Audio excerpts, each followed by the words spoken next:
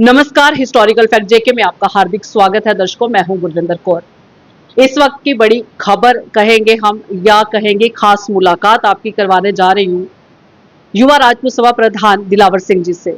आपको बता दें कि पिछले कुछ दिनों से ज्यादा हम लोग इनकी खबर जो है वो चला रहे हैं हिस्टोरिकल फैक्ट जेके में।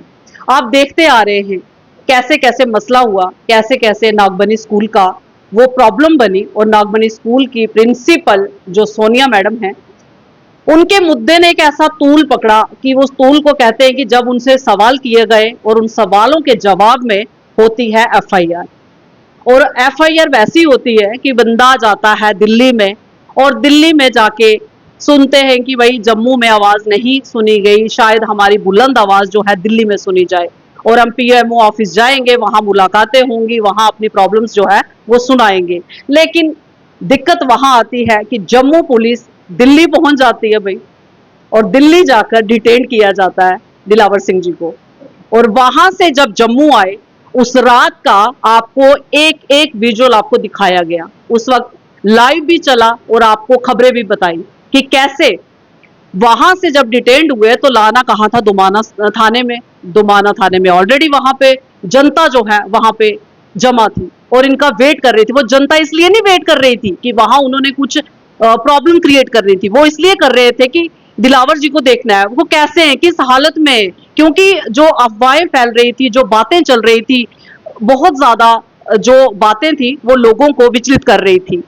फिर वहां पर क्या हुआ कि जब उन्होंने मौका देखकर इनको वहां त्रिकुटा नगर पे ले जाया गया, 4 बजे तक, सुबह 4 बजे तक बीइंग ए रिपोर्टर मैंने वहां पर दुमाना थाने के बाहर पूरा पहरा लगाया कि जैसे ही दिलावर जी आते हैं उनकी एक झलक लोगों को दिखाते हैं। क्योंकि लोगों की बार बार जब लाइव चल रहा था, लोगों की बार बार चिंता जो है ना वो कमेंट्स में आ रही थी। देखिए, मैं तो उस समय अंदर था, ना तो मेरे पास मोबाइल था और ना ही मेरे को पता चल रहा है कि बाहर क्या हो रहा है और क्या नहीं हो पा रहा है। और मेरे एक अंदर से मन से एक आवाज़ आ रही थी। हमने नेक काम करने के लिए हमने आवाज़ उठाई थी। अगर इस नेक काम के लिए हमें कुछ भी अंदर हो जाएगा, कुछ भी, तो जनता याद रखेगी कि किसके लिए आवाज़ उठाई थी। जनता की आवाज़ उठाने वाला कोई भी इंसान, कहते भगवान के घर में देर है अंधेर नहीं। भगवान कभी भी इसको झुकने नहीं देगा, कभी भी उसकी पीठ नहीं लगने देगा। तो मेरे मन में बस इतना ही विश्वास था कि ऊपर वाला जो भी करेगा सही करेगा। कहीं ना कहीं जो लोगों को, जो इन्होंने जो इतना साथ दिया लोगों का, वो साथ मैं जिंदगी भर उनका एहसान मंद रहूंगा कि जिन लोगों ने, जनता ने अपनी पूरे उन बच्चियों का, उन विधवा माताओं बहनों का जो साथ दिया। दिलावर सिंह का साथ तो था ही था, पर कहीं ना कहीं आपने डायरेक्ट इनडायरेक्ट उन बच्चियों का साथ दिया है, जिन बच्चों की लड़ाई हमारी युवा राजपूत सभा की टीम और हम लड़ रहे थे कि उन बच्चों को उनका हक मिलना चाहिए। और ये लड़ाई अभी ख़त्म नहीं हुई है, अभी ये लड़ाई आज से शुरू हुई है। आज सोमवार का दिन है, आज से एप्लीकेशनें वगैरह तैयार की जाएंगी, हर डिपार्टमेंट में भेजी जाएंगी कि अगर ये कशिश वहाँ पे पास हुई थी, अगर इसको पास का सर्टिफिकेट दिया गया तो फिर उसको एडमिशन क्यों नहीं दी गई। आज ये बच्ची दर बदर खज्जल हो रही है, गवर्नमेंट स्कूल पलोड़ा में गई है, वहाँ पे इसने अपने डॉक्यूमेंट्स जमा करवाए हैं, पर अभी भी तक कंफर्म नहीं है। आज जो बच्चे रेगुलर क्लासेस में पढ़ रहे हैं, आज उनके फर्स्ट, अभी आने वाले 2-4 दिन में उनकी फर्स्ट यूनिट टेस्ट भी स्टार्ट हो जाएंगे। तो उनका जो इस चीज़ का हर्जाना है वो कौन भुगतेगा। अगर इस बच्ची के पास एक ही सहारा है, इसके सर पर इसके बाप का साया नहीं है, माँ किस तरह से इनको पाल रही है। भाई ने आधे रास्ते में पढ़ाई छोड़ दी, आज वो जोमेटो स्विगी का काम कर रहा है और उसकी उम्र भी अभी इतनी नहीं, फिर भी वो कर रहा है। 10th पास करके एक बच्चा, कितना ही उसकी एज होगी, उसके पास मेरे को लगता है लाइसेंस भी नहीं होगा। ड्राइविंग लाइसेंस है भैया के पास, ड्राइविंग लाइसेंस भी नहीं है, फिर भी वो अपना घर पालने के लिए, अपनी माँ को पालने के लिए, अपनी बहनों को पालने के लिए काम कर रहा है स्विगी का। उसके बाद उसका एक्सीडेंट हो जाता है, तो उसकी टांग फ्रैक्चर हो जाती है, फिर टांग को लग जाती है। तो आप खुद सोचिए कि जब किसी के सर पर कोई ऐसा बोझ पड़ जाता है तो वो उसको खुद ब खुद एक आदत सी हो जाती है। क्या हम पूरी उम्र उस बोझ के तले ही दबे रहेंगे? क्या कशिश पूरी उम्र इसी बात को सोचते रहेगी कि जब मेरे पापा नहीं रहे तो उसके बाद हमारा समाज में किसी ने साथ नहीं दिया। क्या इसका भाई यही सोचता रहेगा कि अगर मेरे पास पैसे होते तो मैं पढ़ता और आज मैं किसी अच्छी कोई जॉब कर रहा होता, कोई अच्छा बिजनेस कर रहा होता। पढ़ाई सिर्फ एक जॉब के लिए नहीं चाहिए, बंदे का एक मेंटली सेटिस्फेक्शन होती है कि मैं पढ़ा लिखा हूँ, मेरे को हर चीज़ का पता है, मेरे को अच्छे बुरे का पता है, अच्छे संस्कार हैं मेरे को। मैं एक पढ़ाई होना लाइफ में बहुत ज़रूरी है। अगर कोई, मैंने आपको बताया कि मेरे को 2 बच्चे वहाँ पे जो नागवानी स्कूल में मिले, पढ़े हुए मिले, जो आज की डेट में पीएसआई लगे हैं। अगर आज वो बच्चे पढ़ गए तो आज वो पीएसआई की नौकरी कर रहे हैं और वहाँ से उनको अच्छा एक तनख्वाह मिल रही है। उस तनख्वाह से वो अपने बच्चे को प्राइवेट स्कूल में भी पढ़ा सकते हैं। पर जिन बच्चों का हक है, जो जिनके माता-पिता के पास किसी वजह से उनको पैसा नहीं है, पैसे की वजह से वो पढ़ लिख नहीं पा रहे, तो उनका सहारा कौन बनेगा? उनका सहारा समाज बनता है, लोग बनते हैं। और ख़ास करके वो लोग जो अपनी विरासत में से इतना कुछ दान करके उन बच्चों के लिए दे गए। महाराजा हरि सिंह जी जैसे बड़ी-बड़ी शख्सियत, महाराजा जम्मू कश्मीर के महाराजा तो थे ही थे, पर एक भगवान रूपी आत्मा थी उनके अंदर कि जिन्होंने अपने मरने के बाद भी अपना सारा कुछ दान करके गए। और ख़ासकर उनको अपनी प्रजा का पता था, क्योंकि तब जब महाराजा हरि सिंह जी का ज़माना था, तब लड़ाइयाँ तलवारों से, तीरों से होती थी और कई जो नौजवान थे वो शहीद हो जाते थे। हमारे राजपूत क्षत्रिय समाज में तो कहा है कि जो 18 साल से ऊपर जीता है वो क्षत्रिय ही नहीं होता। और इसलिए कहा गया है कि 18-20 साल तक वो अपने देश के लिए, अपने समाज के लिए कुर्बान हो जाता था, वो अपनी शहीदी दे देता था। क्योंकि जो उम्र 16 से 20 साल के बीच की उम्र होती है, ये बड़ी पावरफुल ज़िंदगी होती है, मतलब बड़ा जोश होता है उस समय। और जो क्षत्रिय अपने आप को क्षत्रिय कहता है, बचपन से ही क्षत्रिय कभी स्कूल में नहीं, किताबें नहीं पढ़ी। क्षत्रिय का काम था सिर्फ शस्त्र विद्या सीखना, शस्त्र की ही उन्होंने विद्या सीखी। और जैसे ही उसको शस्त्र चलाना आते थे तो वो जंग के मैदान में कूद पड़ते थे अपने राजा की प्रजा के साथ, अपने सैनिकों के साथ। तो वो इसलिए हमारे क्षत्रिय धर्म में एक कहावत है कि हम क्षत्रिय उसी को कहते हैं जो 18 से 20 साल की टीनेजर, मतलब 18 साल के बाद बंदे को वोट देने का अधिकार होता है। पर जो असली क्षत्रिय है वो 18 साल तक या तो देश के लिए किसी को मार देता था, या धर्म के लिए किसी को मार देता, या खुद शहीद हो जाता था। इसलिए क्षत्रिय कौम बनी, देश की रक्षा के लिए, समाज की रक्षा के लिए। तो हम उसी क्षत्रिय के वंश से हैं, महाराजा हरि सिंह जी के वंश से हैं, उनके कुल से हैं, उनकी जो सिद्धांत हैं जिसको हम फॉलो करके हमने युवा राजपूत सभा बनाई है। हमारा पहला फर्ज है, उन्होंने बाल विवाह बंद किया, छोटे बच्चियों को, लड़कियों को पढ़ाया नहीं जाता, लड़कियों को।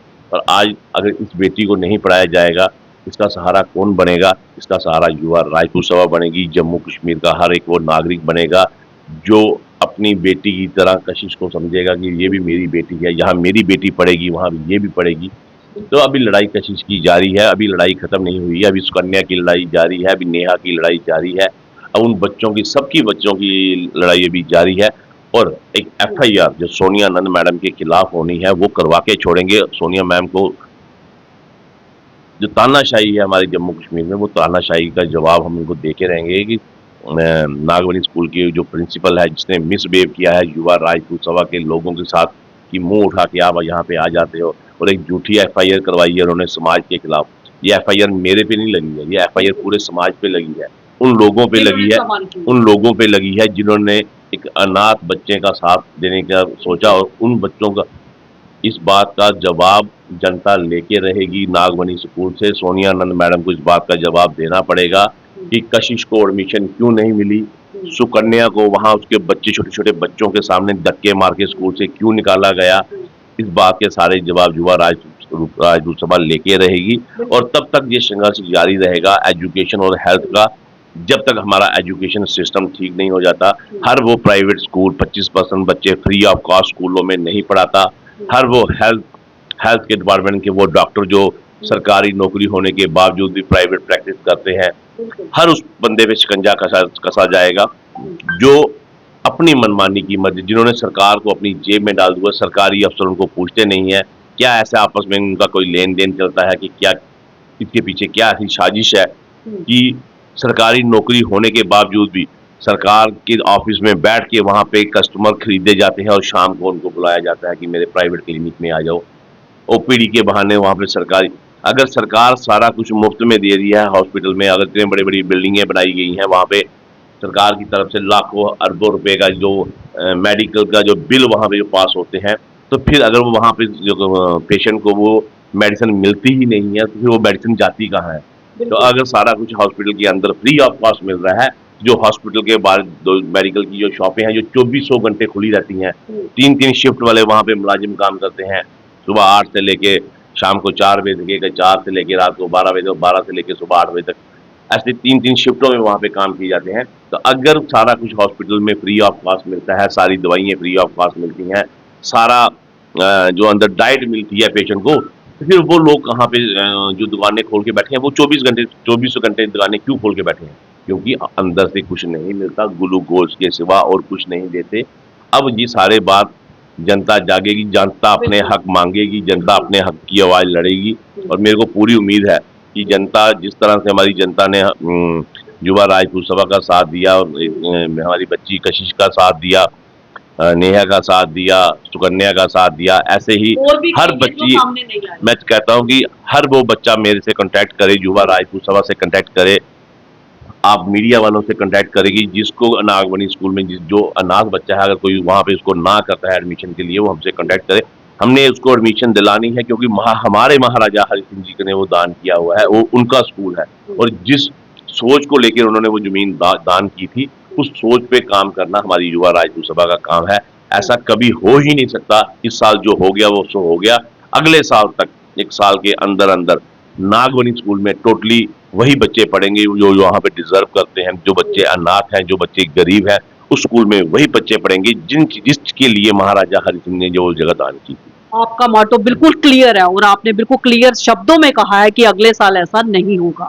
तो पक्ष विपक्ष की जो बात हम रखते हैं, निष्पक्ष हम बात करते हैं, हिस्टोरिकल फैक्ट जेके, अगर आप स्कूल वाले, सोनिया मैडम या कोई भी स्कूल का जो जवाबदेही है, अगर वो अपनी बात रखना चाहते हैं तो हमसे संपर्क जरूर करें। इसी के साथ में एक खास एक सवाल जो है, जो लोगों की मन की बात है, जो आप अपने मन की बात करते हो और लोगों की बात भी है जो मेरे तक पहुंची है। लोग जानना चाहते हैं उन 4 दिनों में आपके जहन में, आपके दिल की आवाज जो थी, आपके जहन में क्या बातें चल रही थी? उन 4 दिनों में आपने ऐसा क्या सोचा या क्या रियलाइज किया, क्या वहां पे अंदर प्रण करके बाहर निकले?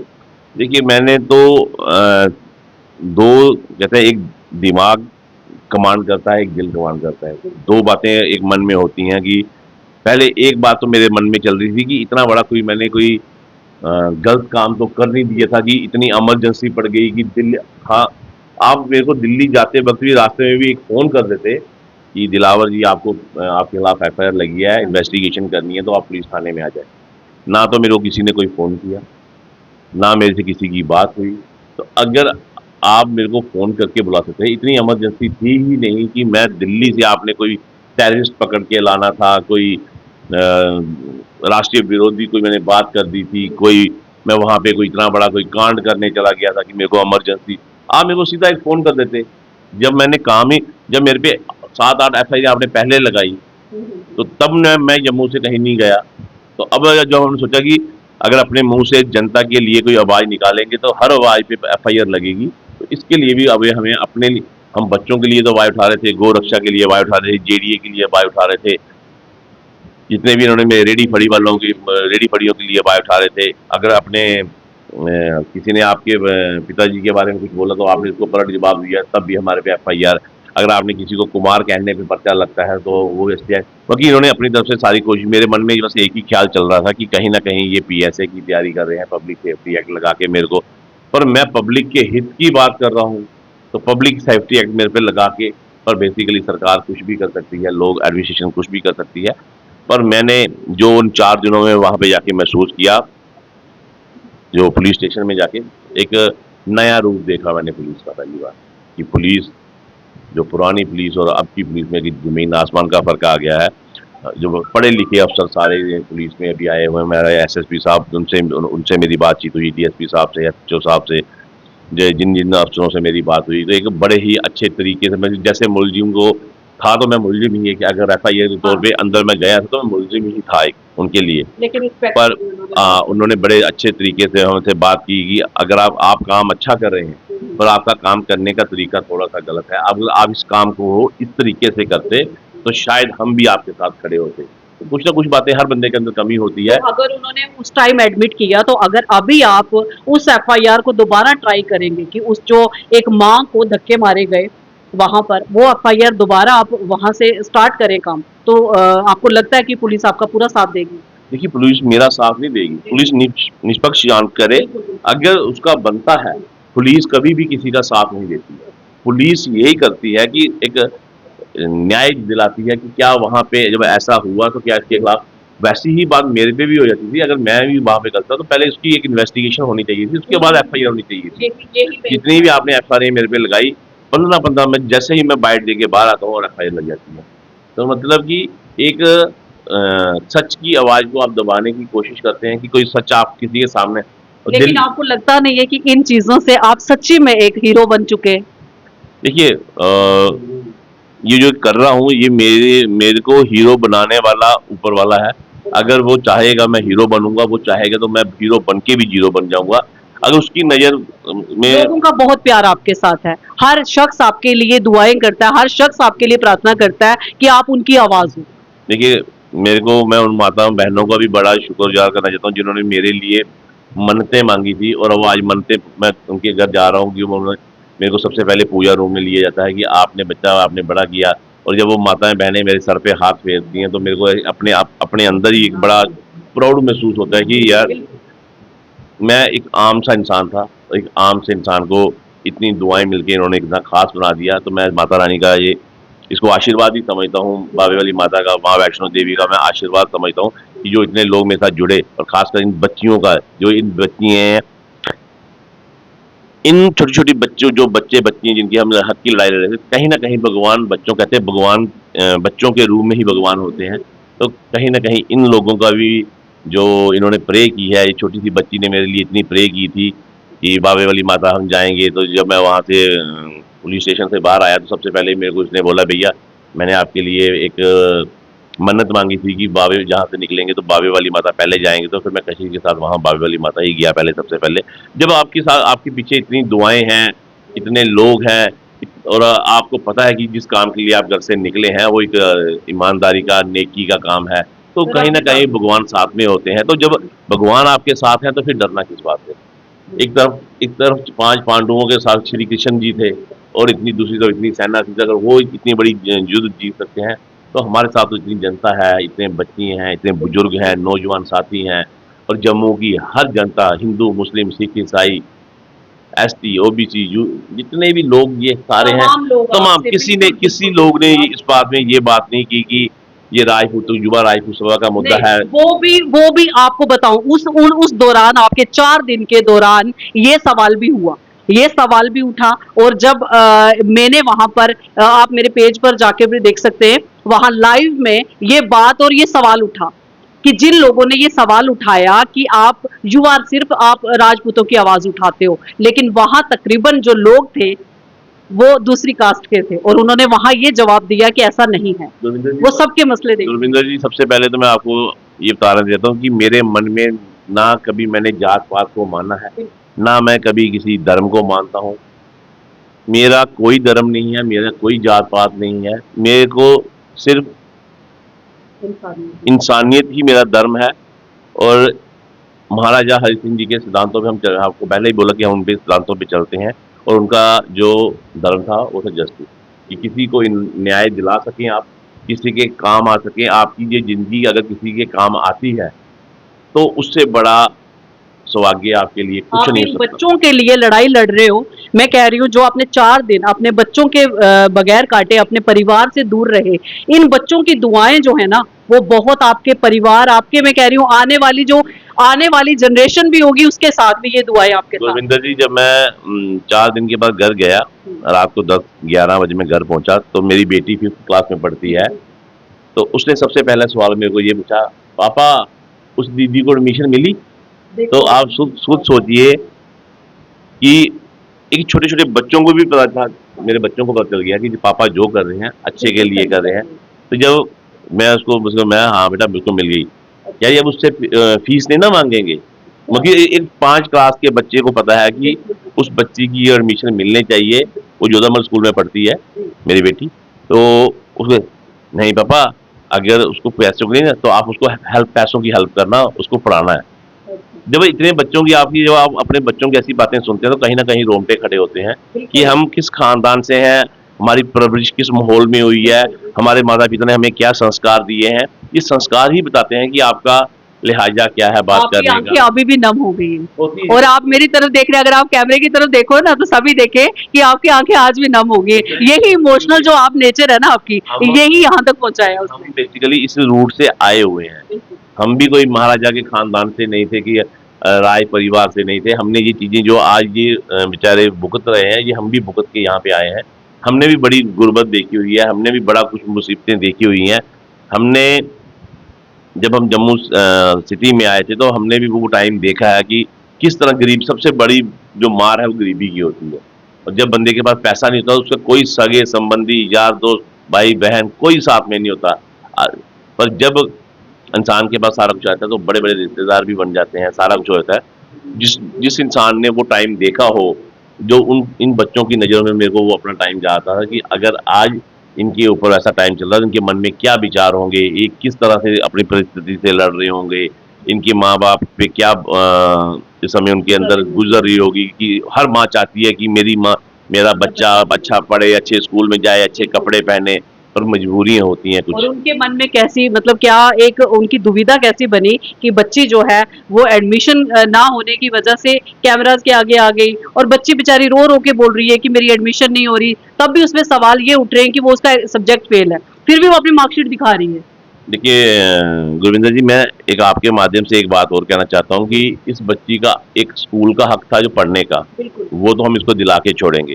पर इस बच्ची का एक हक और है, इसकी माँ का, इसके भाई का, इसकी बहन का, कि इसके फादर के मरने के बाद जो जमीन जो जायदाद इसके हक की आती थी वो अभी तक इसको नहीं मिली है।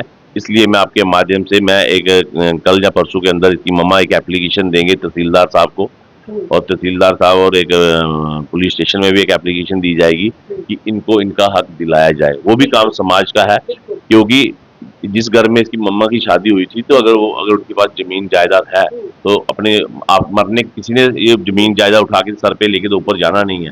पर जिसके हक की जितनी जितनी बनती है, चाहे 1 मरला हो, चाहे 100 मरले हो, चाहे 100 कनाल हो, जो भी हक इनका बनता है वो इनको दिलाना, वो भी बहुत बढ़िया काम है दिलावर जी। आज लोग क्या करते हैं कि यही लोग इसी मौके का फायदा उठाते हैं कि कोर्ट में जब केस चले जाते हैं तो उनको लगता है कि अब दूर की बात रही, अब तो पता नहीं कितनी जनरेशन आएगी कितनी जाएंगी तभी फैसले होंगे। देखिए अगर कोई किसी का हक खाता है तो भगवान उसका जो अपना वाला है वो भी छीन लेता है। कर्मा की बात है, कर्मा किसी को समझ आ जाए तो बहुत बड़ी बात है। इसलिए किसी की मजबूरी का फायदा नहीं उठाना चाहिए, किसी बेबस का सहारा बनो, उसको धिक्कारो मत, किसी को मजबूरी में देख के उस पर रोना नहीं चाहिए, हाँ हंसना नहीं चाहिए। उसके अगर वो कोई दुखी है तो उसको अपना दुख समझ के उसका साथ दे, उसका साथ खड़े रहे।